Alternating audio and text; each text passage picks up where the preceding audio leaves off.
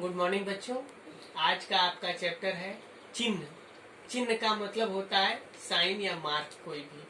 तो संगीत में चिन्ह का मतलब होता है एक ऐसी भाषा, एक ऐसी लिपि जो संगीत के काम आती है। तो उत्तरी भारत के संगीत में और दक्षिणी भारत के संगीत में, दोनों संगीत में प्रयोग किया जाने वाला भातखंडे लिपि पद्धति। दक्षिणी में कभी कभी कर्नाटक संगीत में इसका प्रयोग किया जाता है, उसमें दिगंबर लिपि चिन्ह होता है। लेकिन उत्तरी भारत के संगीत में मुख्य तौर पर सबसे ज्यादा इसी का प्रयोग होता है। तो आपको बताना है कि 18वीं सदी के पहले, अर्थात पंडित विष्णु नारायण भातखंडे के जन्म के पहले, उनके पहले भारतीय संगीत मोटे मोटे ग्रंथों में संस्कृत में छिपा हुआ था, जिसका कोई मतलब नहीं था। सिर्फ कोई पढ़ता था, कोई नहीं पढ़ता था, और जिनके समझ में आता था, जो गुरुजी लोग थे, जो विद्वान थे, वो बहुत कम किसी को सिखाते थे, जल्दी सिखाते नहीं थे। इतना ही नहीं, वह अपने रिश्तेदारों को, अपने दामाद को, अपने बेटा बेटी को सिखाते थे, और शिष्य जो अनजान होते थे उनको नहीं सिखाते थे। उनको इस बात का हमेशा भय रहता था कि कहीं मैंने इसको अच्छी तरह से सिखा दिया तो ये मेरी जगह ले लेगा, तो मैं बेरोजगार हो जाऊंगा। भातखंडे जी ने धीरे धीरे देखा कि ऐसे तो संगीत का लोप होता जा रहा है। तो उन्होंने सबसे पहले संगीत की शिक्षा दीक्षा अपने पिताजी से भी लिया, पंडित एकनाथ से लिया, और बांसुरी और सितार का खुद अभ्यास किया, और देश विदेश में घूम घूम कर जगह जगह बड़े बड़े संगीतकारों से मिले, और मिल करके उनसे विचारों का विनिमय करके, विचारों का आदान प्रदान, सेवा करके, धन देकर, पैसा देकर उनसे संगीत की शिक्षा दीक्षा लिया। और दरबारों में जो बड़े बड़े दरबारी गायक हुआ करते थे, वो लोग किसी को सिखाते नहीं थे। तो भातखंडे जी ने क्या किया, दरबारों में कान लगाकर चुपके से सुन सुन करके अभ्यास किए, और सुन करके तैयार किए, और उसको अपनी भाषा में लिखने लगे। लिख लिख करके उन्होंने अपनी भाषा में लिख कर मोटे मोटे 6 ग्रंथों में तैयार किया। क्रमिक पुस्तक मालिका भाग 1 से भाग 6 तक, लक्ष्य संगीत, अभिनव राग मंजरी, ऐसी ऐसी पुस्तकें लिखा जो सर्वसाधारण के लिए सामान्य हो गई और आसानी से समझी जा सकी। वही भाषा, वही संगीत आज हम लोगों को लिखित रूप में मिली है, जिसे हम लोग पढ़ पा रहे हैं। और थोड़ा सा आप अगर स्वरों का ज्ञान हो तो पुस्तकों को देखकर आप हारमोनियम, सितार या इंस्ट्रूमेंट, तबला, कोई देख करके एक भाषा है जो लिखी जा सकती है। नहीं तो पहले सारी चीजें संस्कृत में थी, और उसके बाद जो उस्ताद लोग सुन सुन के सीखने वाली प्रथा थी, वह सिर्फ एक एक गीत सीखने के लिए सालों सालों उनके पीछे लगे रहना पड़ता था। वो लोग सिखाते कम थे, अपना काम ज्यादा कराते थे, सेवा कराते थे, आगे पीछे ये कर दो, वो कर दो, यहाँ कर ला दो, गुरुजी का सम्मान तो करना है। तो इस तरह से उस समय संगीत का यह स्थिति देखकर भातखंडे जी ने भातखंडे लिपि पद्धति, जिसको उत्तरी संगीत कहते हैं, इसकी रचना किया। अब आइए हम बताते हैं आपको कि यह लिपि पद्धति कैसे, इनका स्वर क्या है और इनके चिन्ह क्या है। तो सबसे पहले है कि शुद्ध स्वर। शुद्ध स्वर का मतलब जिस पर कोई प्रकार का चिन्ह नहीं लगे, जैसे इधर सा, रे, ग, इस तरह के शुद्ध स्वर है जिन पर कोई चिन्ह नहीं लगता है। इसके बाद कोमल सुर, मतलब जो स्वर अपने स्थान से एक स्वर पहले गाए बजाए जाए। जैसे मान लीजिए ये ध है, तो ध के पहले ये ग कोमल हो जाएगा, ये कोमल सुर हो गया। तो कोमल के लिए उन्होंने चिन्ह ये लगा दिया। तो जिस सुर के नीचे ऐसे पड़ी लकीर लग जाएगी वो कोमल सुर हो जाता है। उसके बाद तीव्र स्वर।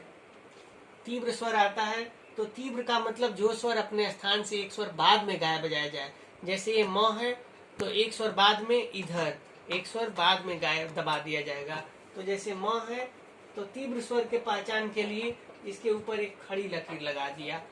उसके बाद तीव्र स्वर के बाद एक मात्रा के लिए अवग्रह। जैसे मान लीजिए ग है, तो ग के एक मात्रा और लिखना है, तो क्या करते थे, अवग्रह। तो अवग्रह का चिन्ह ग के लिए न लगाकर एक मात्रा के लिए, जैसे ग है तो इसके बाद वाला टॉपिक आपने देखा होगा कि एक पड़ी लकीर लगा देते थे। और जैसे यहाँ श्या लिखना है, श्याम, तो स्या को और लंबा करना है तो अवग्रह का चिन्ह ऐसे लगता जाता था, जितने अवग्रह उतने मात्रा। उसके बाद से आधी मात्रा के लिए दो स्वरों को, जैसे मान लीजिए ग और म, ग एक मात्रा हुआ और एक ही मात्रा में दो मात्रा लिखना है तो आधा आधा मात्रा गौमा एक में लिख दिया और नीचे अर्धचंद्राकार का चिन्ह लगा दिया, तो ये आधी मात्रा हो गई। उसके बाद एक अर्धचंद्राकार में चाहे जितनी भी मात्रा है, जैसे मान लीजिए एक अर्धचंद्राकार है तो चाहे गौ लिख दिया, म लिख दिया, या गौम प लिख दिया, या गौम पौध लिख दिया, जितनी भी मात्राएं इस अर्धचंद्राकार में आएंगी सब एक मात्रे में गाई बजाई जाएंगी। उसके बाद कर्ण स्वर के लिए, कर्ण स्वर का मतलब होता है कि गाते हुए, जैसे नी है, नी कर्ण है प पर, तो कर्ण स्वर को उस स्वर के ऊपर बाईं ओर लिख देते हैं। तो गाते समय जब एक स्वर को दूसरे स्वर से सिर्फ स्पर्श करके वापस आ जाते हैं तो वही कर्ण स्वर कहलाता है। तो इसको आपको अगले हफ्ते अगले वीडियो में पूरा इसको गा कर एक्सप्लेन करेंगे, अभी सिर्फ आप समझ सकते हैं। इसके बाद है कर्ण स्वर के बाद खटका के लिए मुख्य स्वर को लिखते हैं। अब जैसे खटका है, खटका का मतलब एक सुर में चार सुर, जैसे खटका लिख दिया प, प पर खटका तो प ध म प, प के बाद वाला ध और फिर प के पहले म फिर प, यह खटका हो गया। उसके बाद मुर्की के लिए तीन या तीन से अधिक वक्र स्वर, जैसे वक्र माने टेढ़े मेढ़े, रे म ग, इस तरह से हुआ तो रे म ग चाहे रे म ग म, तीन या तीन से अधिक एक साथ वक्र स्वर लिख दिए जाएंगे तो वह मुर्की कहलाती है।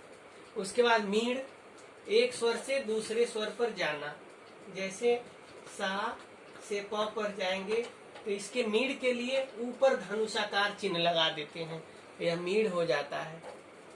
उसके बाद मंद्र सप्तक के स्वर, तीन प्रकार के सप्तक होते हैं, अगली बार हम अगली वीडियो में बताएंगे। तीन प्रकार के सप्तक होते हैं, मंद्र मध्य तार।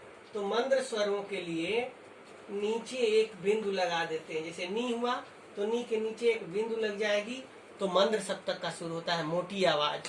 उसके